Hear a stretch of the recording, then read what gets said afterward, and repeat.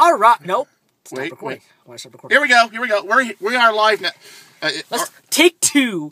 We are now live in my car as we leave a very quiet, shut down Tacoma Park Center. It's about 11 o'clock here. Yep. And after a long day of games, I'm about to take Andy home and decided to do a podcast as I'm driving Andy home today with my camcorder. Andy, take over the camera as I drive the car. All right.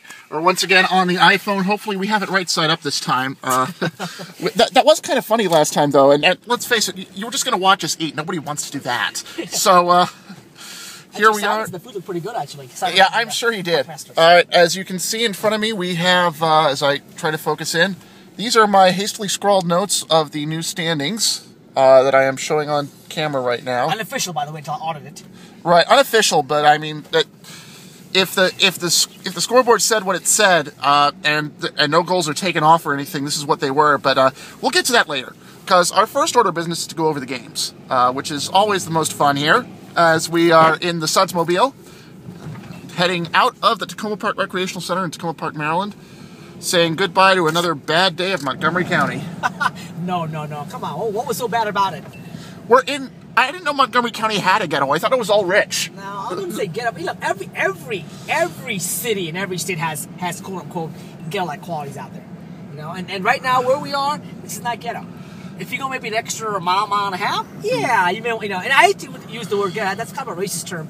It's more of a, Well, it does. Okay, yeah, the word ghetto does have its roots in anti-Semitism, but I don't really think of it that way. Okay, now we've already taken racism and politics already as we have it here in Montgomery County. As we had.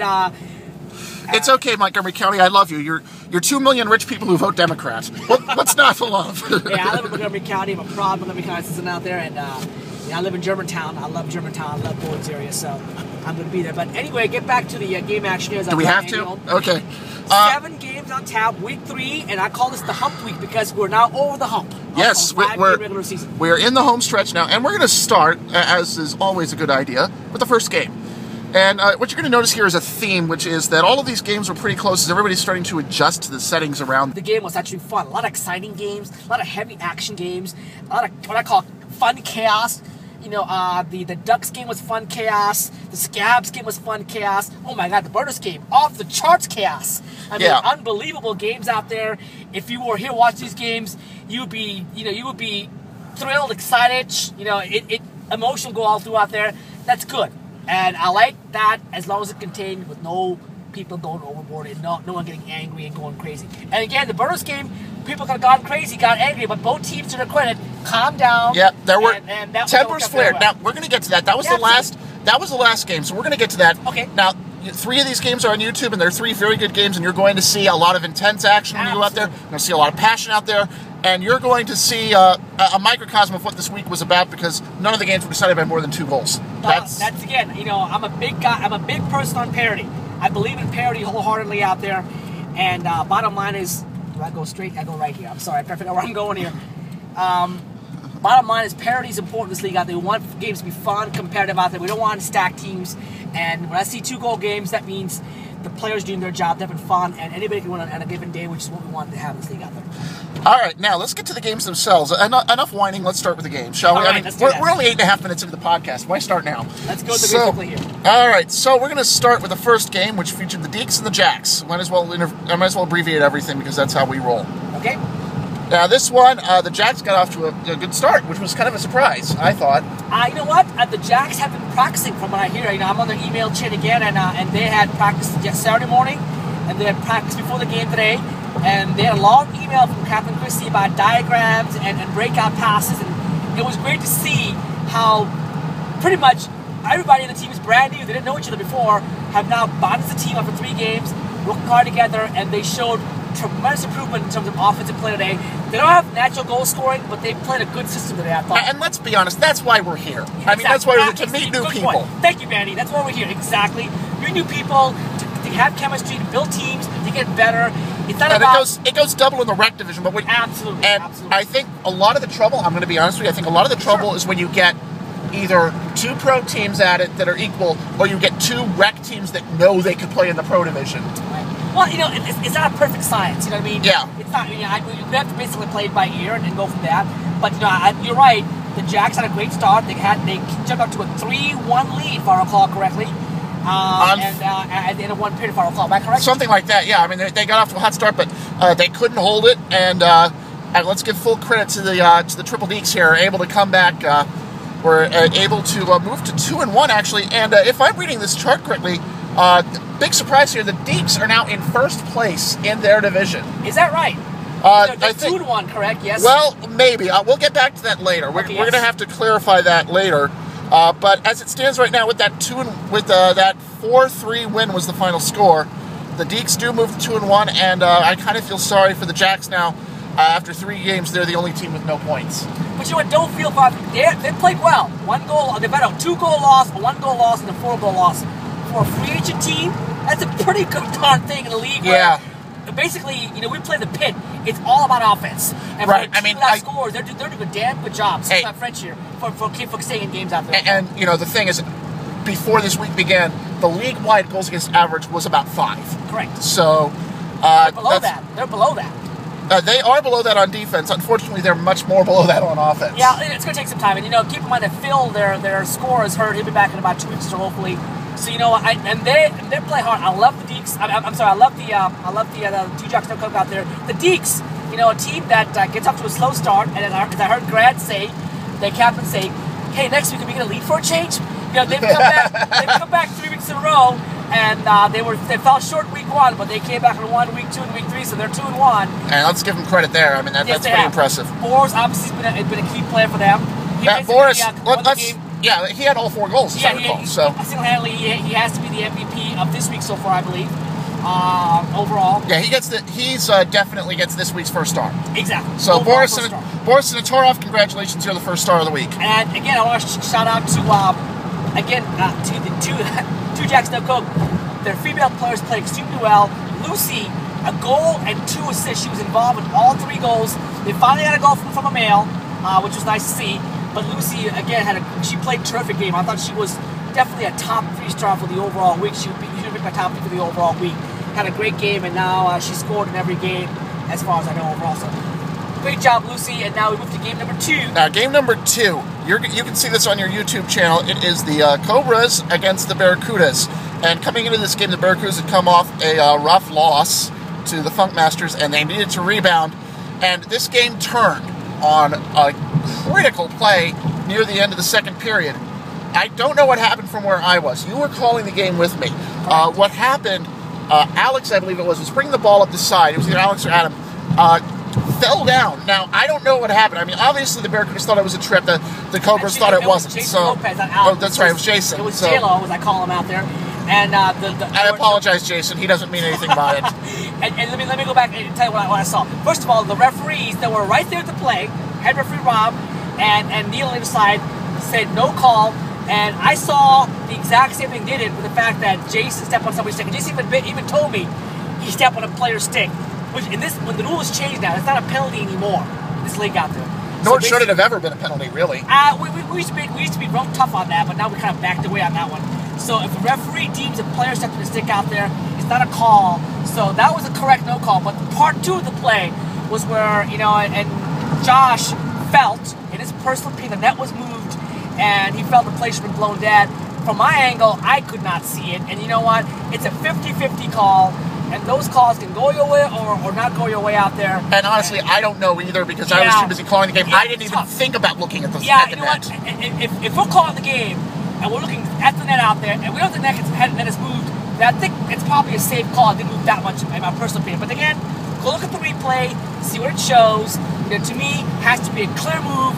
And, obviously the losing team will always complain about something, and they felt that the net had moved out there. I disagree with them. And again, maybe I'm wrong. We'll go back to the videotape and check out there.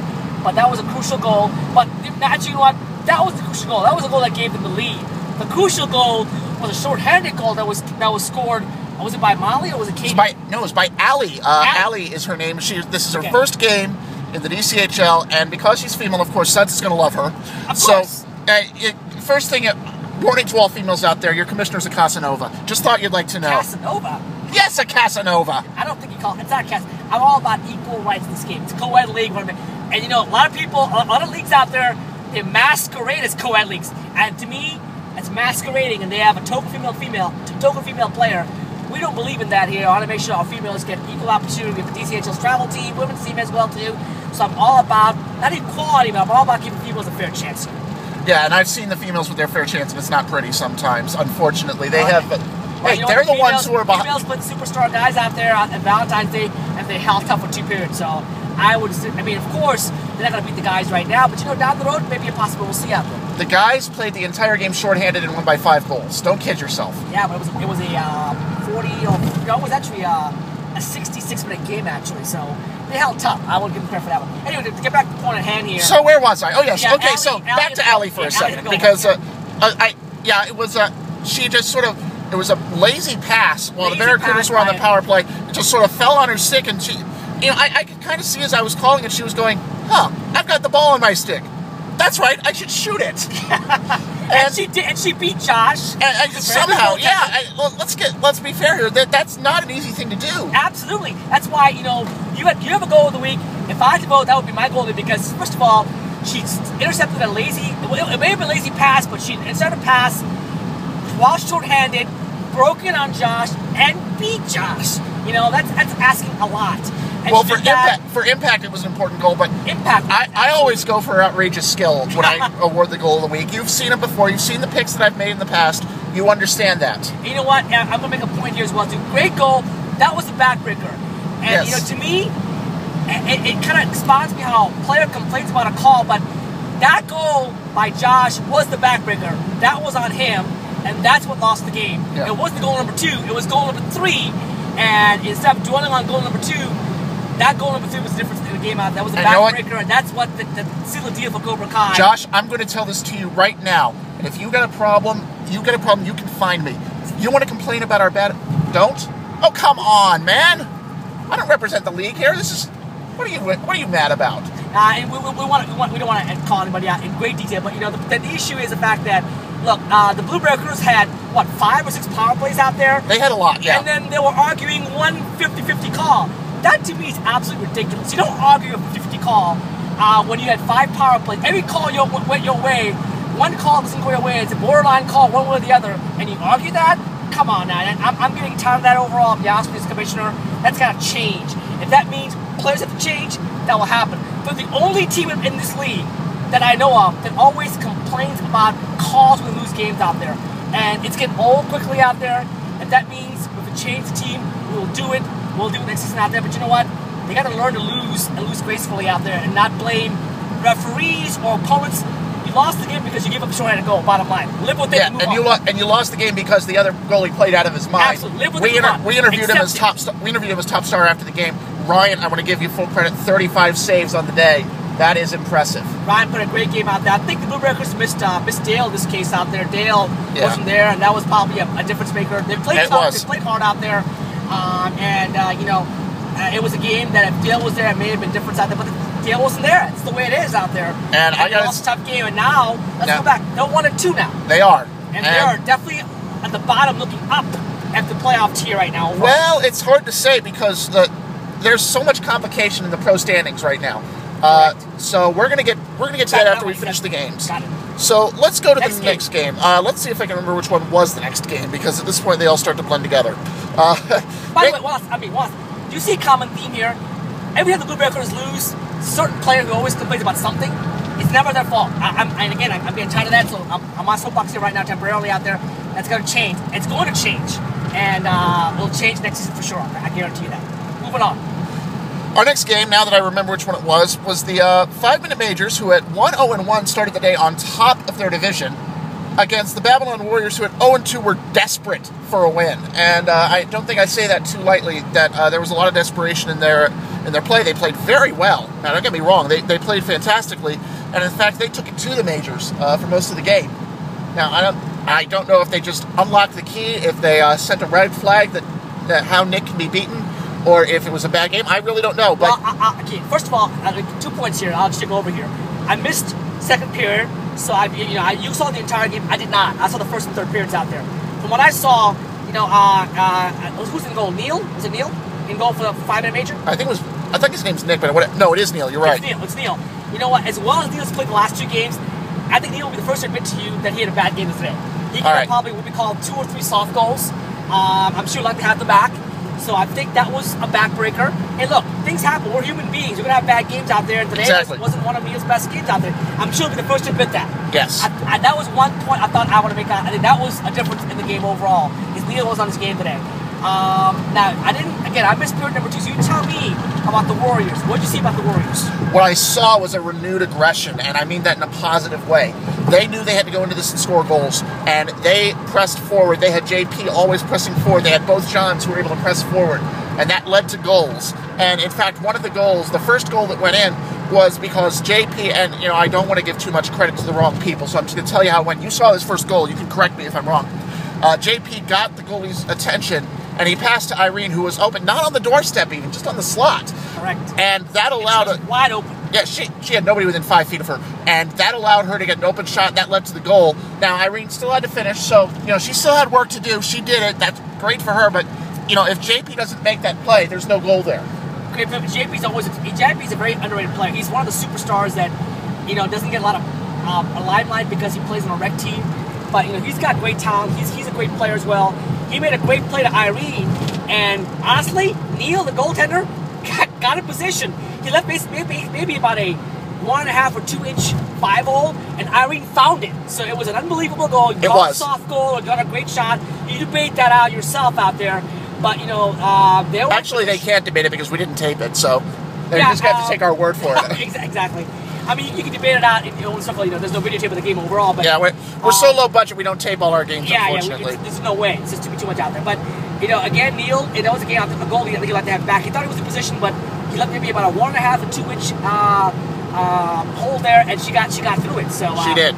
And I'm not sure what the defensive coverage was, but she was wide open, and that was a big difference. That got the movement started for the Warriors, and they never let up. And the score was not indicative of how much of a dominance it was.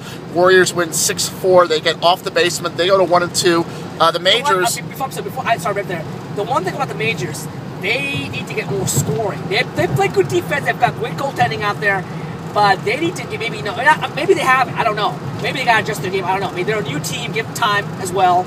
A lot of new players that David put together, Cap put together out there. So they need to get more scoring. If they can get 1 or 2 more scores, or even what I call secondary and tertiary scores, they'll be fine. Yeah, and they got defensive goals to make assuming these stats I have in front of me are correct, they are 13th in the league in scoring. Yes, so you can tell overall.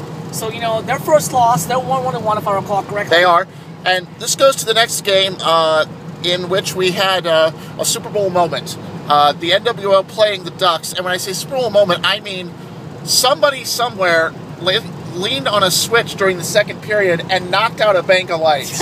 For a while, they're absolutely. And you know what? This is a situation where I asked him, and apparently either it was just a power malfunction, no one owned up to it. And again, honestly, I'm not sure that's going to happen because the box is covered by the light switches are covered by a box out there. So unless someone opened the box and purposely hit the lights, which I don't think anybody would do, it's still a mystery how the light went out in the first place. But it took about 15 to 20 minutes to get it back on again, and we played the one half on the Babel. I'm sorry, it was the Ducks were in the dark. The Ducks end with partial lights, which was not a problem, and they did come back on again. But and now, game. NWO jumped out to a 4-0 lead, and now we're gonna let's just make this clear here because first off, for all you WWE fans, I think we can safely say that Sin Cara was in the electricity room and Bosch keeping all the lights on. If you don't get that, don't worry about it. By the way, people, that's a WWE reference to Sin Cara. If you follow wrestling like Andy does religiously, that's a wrestler that's known for his. He's a lucha. What's he's up from Mexico. It's called Lucha Libre, and he has yet to adjust to the American style, and that leads to a lot of moments where it's clear something went wrong. So that's sort of the joke there. Well, the surprising thing was the NWO got a fourth. I mean, NWO got so many goals out there, and this is where I think things came in because during the power, when the lights went out, there was a shot on the way to the net that would have made it 5-0. In fact, Sean didn't stop it. And the ruling was that the whistle should have blown the instant the lights went out, which means the shot is killed. Correct. Now, I bring this up because that seemed to motivate the Ducks to realize they had a second wind. Yeah, it's one of those things where it's a correct call because something like that happens out there. Super Bowl, power goes out. You don't keep playing that play. That play is dead. You know what I mean? Yeah. That's what happens. So it was the right call by the officials. No one really argued it. It is what it is. But that did, like Super Bowl, change the momentum of the game. It really did. After the lights went out, yep. the Ducks took over. Yeah, and Luke Taylor had a great game. Yes. Want to shout his name out there. And I'm trying to get as many people's full names as I can. I think he had 3 goals and penalties, right? I think he had 3 penalties. Yeah, 3 penalties, 3 goals. He kept cranking it up, which was his mistake. The Ducks got a lot of... battled back, tied the game at 4. Yep, and that's how it... Unlike last week, when NWO came back, this time NWO blew a 4-0 lead, ended up in a full 4 tie. And for once, the Ducks held on. And I mean that in all the niceness in the world. The next game, Game 5, is also on YouTube. It is the Scabs, who at 2-0 were shocking everybody, including themselves, against the Scorpions, who were coming off of a very bad loss and desperately needed this one. Scorpions had to go to the bench. Their captain and their assistant captain were out today. So Cindy, their third captain, stepped in and did a great job, by the way, keeping the team under control. Yep. Paul came back. That was the big change right there. You can argue he's probably the best player. Paul is the best player. And Sean came back. He was a big deal. Sean and Steve, good reserve players, came on the bench. And they showed up out of nowhere. And it makes you wonder, if you played Dennis, rookie player, first game DCHL, played very well too. Yeah, I had a goal and an assist at the very least. So basically, we had almost a brand new team, so to speak, out there. They stayed calm in their road white. A great game where the Scabs fell behind and tied up a couple of times, but at the end, the Scorpions got a couple of goals to get a 2-goal lead. A late goal by the Scabs, pulled within 1, but it wasn't enough. It was a 6-5 victory for the Scorpions. And for the Scorpions, by the way. I want to talk about 2 things from that game. Sure. The first one, I want to talk Goal of the Week honors. It's time. Goal of the Week. Mike Medina? Goes to Mike Medina, who was both funky and cold as he took it from the back.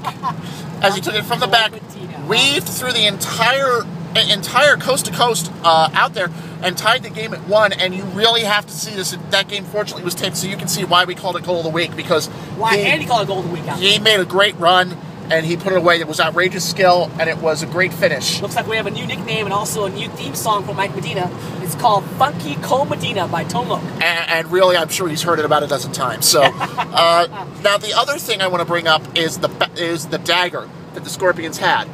Now, for once, I'm going to give credit here to the girls, because that's usually not my style. Usually my style is to say that... So are you saying you're a male chauvinist pig? No, what I'm saying is that I judge the girls by the guy's standard. Okay. I judge them. I judge everybody on the same plane, and I don't think about roles. I think about everything else. But here's the deal: Yang, for the Scorpions, who normally plays back and is relatively new, was able to get the ball in the side, and she made a play that a lot of expert players have trouble making. She made a pass across the mouth of goal to the center, where Paul was standing, ready and unmarked. He buried it, right? He buried it. That was a clincher. That was a clincher. That gave him a 2-goal lead, if I recall correctly. That gave him a 3-goal lead, in fact. Okay, got it. And I want to bring this up because I can tell you right now, expert players have trouble making that pass. Yang is a very good player. She played last season for a bit there for the Scorpions. Love her attitude. She's a brand new player. She's looking to get better as well, too, so love that as well, too. So a very good win for the Scorpions. It's not a bad loss. Tough loss for the Scabs. They played well. 1-goal loss. They battled hard. You can't win every game out there, so I wouldn't call it a bad loss for the Scabs. It was a tough loss. It was actually a good loss, but more importantly, a good win for the Scorpions. Right, now, and the good news is they're still in a playoff position right absolutely. now. They're in a good spot out there. Now, we're running low. We probably have about maybe 5-6 minutes left, so we got 2 games to go here. Why stop now? Let's move quickly here to game number 6. Well, the fortunate thing is for game number 6, you're on your own. It was the Evil Empire against the Funkmaster Redux. Evil Empire coming in off 2 draws. Funkmasters at 1-1. This was very important. And how did it end? How'd it go? It was for the more to go. It was dominated by the Evil Empire, who had the majority of the power plays and took advantage actually, and played very well. Unlike last week when they couldn't hold a lead, they actually did a pretty good job. They gave a couple of late goals to make it interesting out there, but they held on. They played well. They played good defense, and they actually, like last week when Funk dominated Blue Barracudas, today Evil Empire dominated Funkmasters. And the final score in that game was, I believe, 5-3. Is that correct? Correct. And again, it makes those 2 ties a lot more prettier when you can follow with a win. Exactly. So now, and it's going to make a big change to the standings. Exactly. So they bounce back nicely, and now they get their first win out there.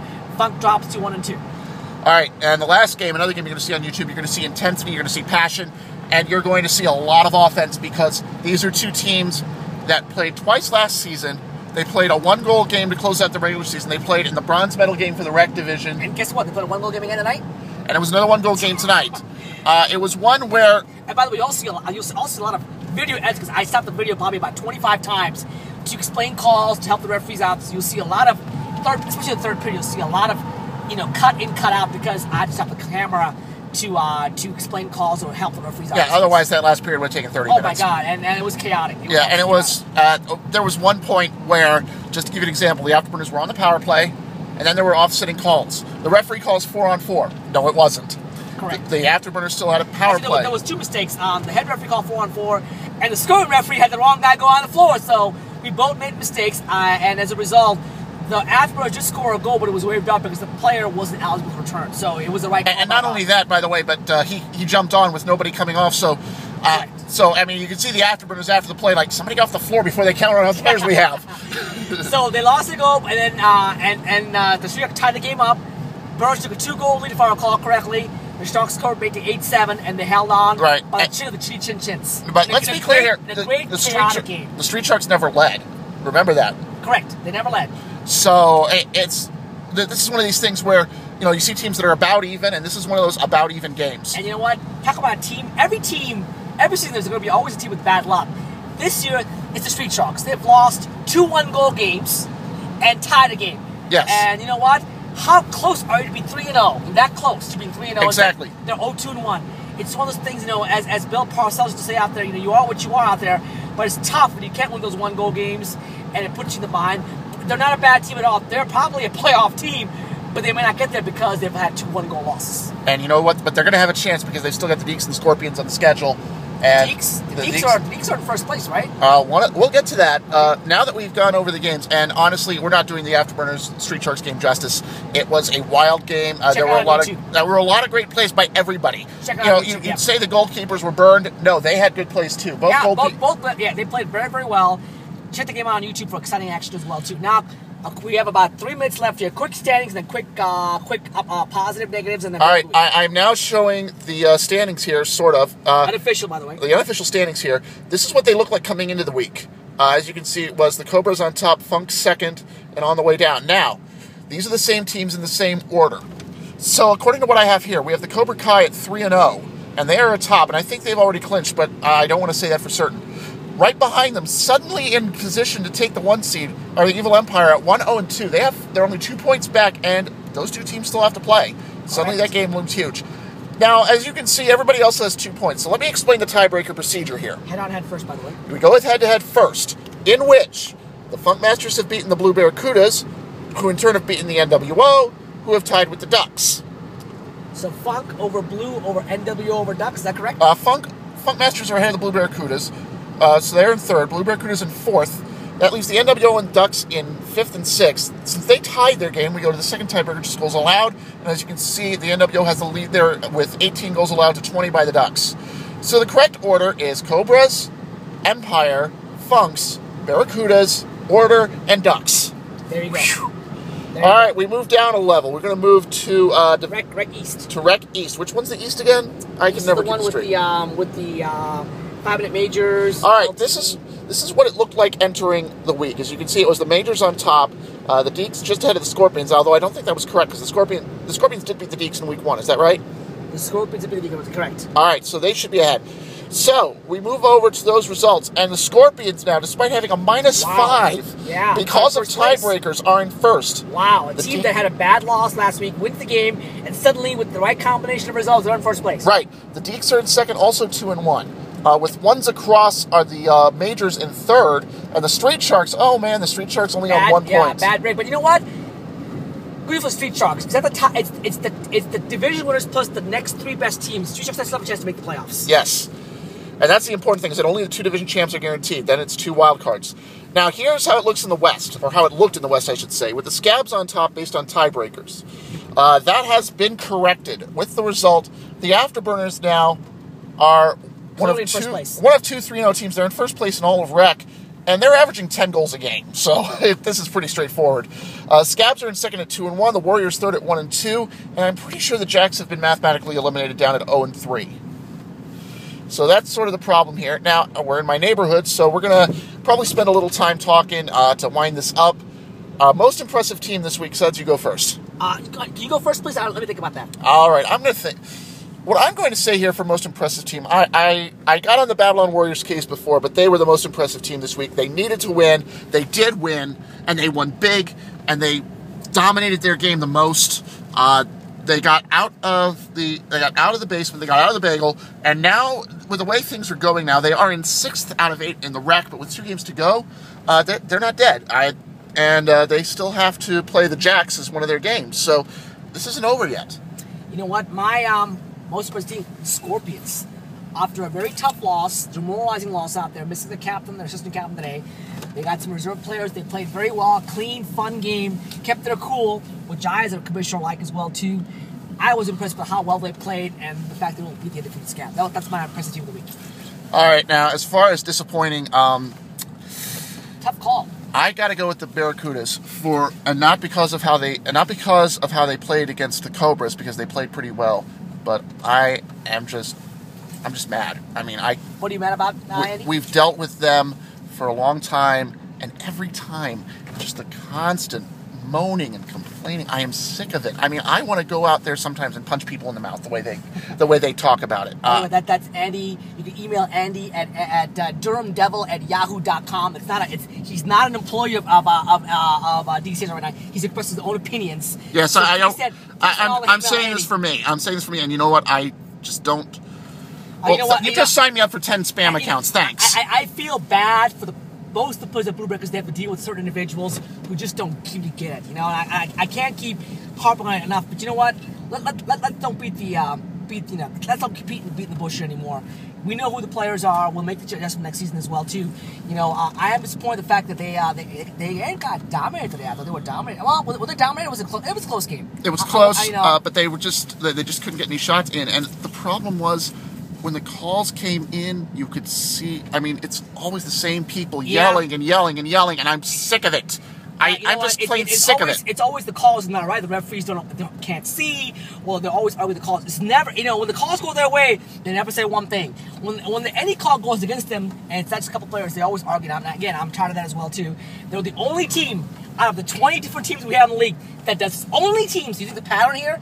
There's a pattern with only one team overall. It's got to change overall. That's my disappointing team of the week. I'm doing it based on attitude because when it came to play, everybody did well. Yeah, exactly. So I can't really say. My team of the week. You know what? I was going to go with the Blue Barracudas.